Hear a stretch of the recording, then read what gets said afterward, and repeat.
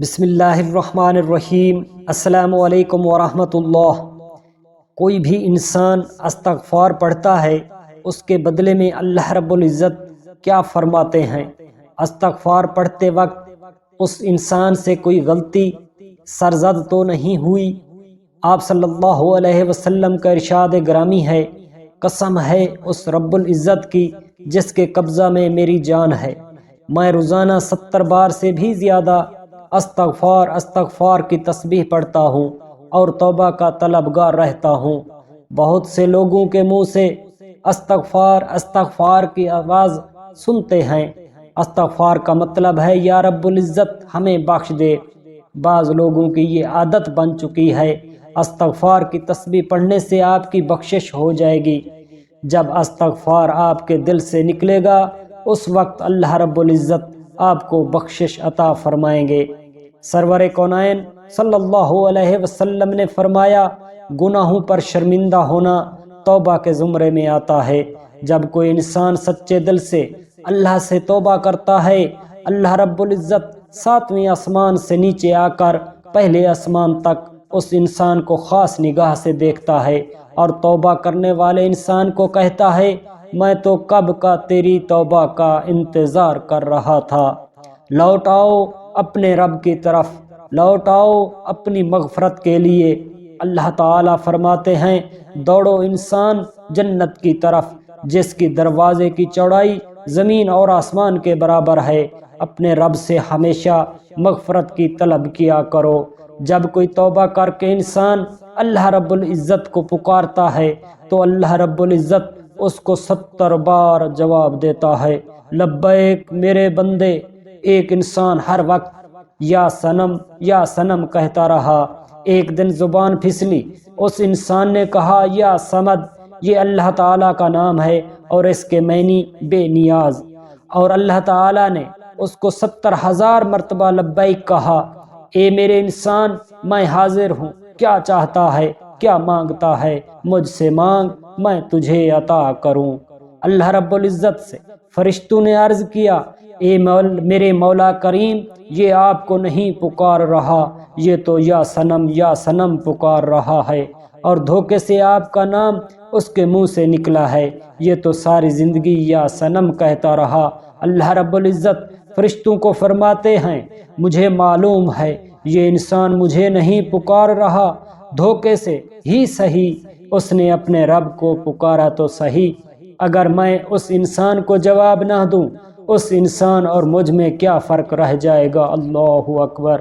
کوئی انسان دھوکے میں یا بھول کر یا جان کر اللہ رب العزت کا نام لے کر، اللہ رب العزت اس کا بھی ثواب اس انسان کے حصے میں ڈال دیتا ہے۔ اگر انسان کے منہ سے استغفر اللہ ہی نکلے، اس کا ثواب بھی اللہ رب العزت اس انسان کو عطا فرماتا ہے۔ اگر کوئی انسان سمجھے اس کے گناہ استغفار پڑھنے سے ختم ہو جائیں گے تو بالکل یقیناً استغفار پڑھنا چاہیے۔ اللہ تعالیٰ اس کی بخشش فرمائے گا۔ جو انسان اپنے دل میں یہ بٹھا لے میں نے استغفار پڑھنا ہے، اللہ رب العزت اس کی ہر مشکل آسان فرما دیتا ہے، ہر دکھ اور پریشانی آنے والی مصیبت کو دور فرما دیتا ہے۔ اس انسان کو وہاں سے روزی عطا فرماتا ہے جہاں سے ان کو یقین ہی نہ ہو۔ استغفار پڑھنے سے دلوں کو گناہ کے زنگ صاف کر دیتا ہے، اور اللہ تعالیٰ فرشتوں سے فرماتے ہیں اس انسان کی روزی وسیع کر دیں، اور یہ بھی فرماتے ہیں اس کے پچھلے سارے گناہ بخش دیے جائیں۔ جب قیامت کے روز وہ شخص اپنے اللہ تعالیٰ سے ملے گا، اس کے گناہوں کا گواہ کوئی نہ ہوگا۔ حضرت حسن بصری رحمت اللہ علیہ فرماتے ہیں، ان کے پاس ایک شخص آیا، اس نے اولاد نہ ہونے کے بارے میں دعا مانگنے کی گزارش کی۔ آپ نے فرمایا، استغفار پڑھا کرو، اور اولاد اللہ تعالی ضرور عطا فرمائے گا۔ دوسرا شخص حاضر ہوا، اس نے آپ سے کہا، میں تنگ دست ہوں، روزی نہ ہونے کے برابر ہے۔ آپ نے فرمایا، استغفار پڑھا کرو، اللہ تعالی غیب سے مدد عطا فرمائے گا۔ تیسرے شخص نے عرض کی، خشک سالی ہے، فصل نہ ہونے کے برابر ہے۔ دعا فرمائیں اللہ رب العزت بارش عطا فرمائے۔ اس شخص کو بھی حسن بصری رحمۃ اللہ علیہ نے فرمایا استغفار پڑھا کرو، تمہاری دعا ضرور پوری ہوگی۔ آپ سے دریافت کیا گیا، مختلف آدمیوں کی مختلف حاجت تھی، آپ نے سب کو جواب ایک ہی دیا، استغفار پڑھو۔ اس کا ماجرا کیا ہے؟ حسن بصری رحمۃ اللہ علیہ نے قرآن مجید کی آیات پڑھی جس کا ترجمہ یوں ہے، استغفار پڑھنے سے اولاد، باغات اور بارش عطا کرنے کا سبب ہے، تم پر اللہ تعالی بارش بھیجے گا اور مال و دولت اور بیٹوں سے تمہاری مدد کرے گا، تمہارے لیے چشمے جاری کر دے گا، نہریں بہا دے گا۔ انسان گناہ کو اللہ رب العزت کی نافرمانی سمجھ کر رد کر دے اور شرمسار ہو کر اپنے اللہ تعالی سے معافی مانگے اور آئندہ کے لیے گناہوں سے توبہ استغفار کرے، اللہ کے حضور اس انسان کو میرا رب العزت اپنا محبوب سمجھتا ہے۔ اور اگر کسی انسان نے کسی کا مال چرایا ہو، ان ورثہ کو واپس کر دے، نماز قضا کی ہو، نماز ادا کر دے۔ کچھ لوگ بد نصیب شیطان کے بہکاوے میں آ کر توبہ استغفار کا سستی سے کام لیتے ہیں اور یہ نہیں سمجھتے توبہ کا موقع ملنا ہی بڑی سعادت کی بات ہے۔ کچھ لوگوں کو توبہ استغفار کرنے کا موقع ہی نہیں ملا، وہ اس دنیا فانی سے کوچ کر جاتے ہیں۔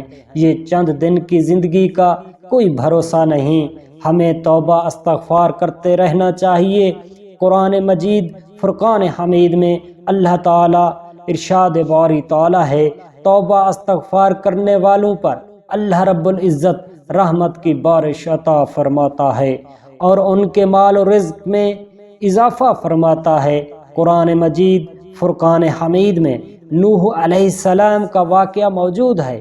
حضرت نوح علیہ السلام نے اپنی قوم کو اپنے گناہوں کی بخشش اور استغفار کرنے کی بار بار تلقین کی، اور بے شک وہ بخشنے والا ہے، آسمان سے بارش برسائے گا، تمہیں خوب مال اور اولاد میں ترقی دے گا، سرسبز باغ عطا فرمائے گا، پانی کی نہریں نکال دے گا۔ خوشحال زندگی کا ذریعہ استغفر اللہ اور توبہ استغفار ہے۔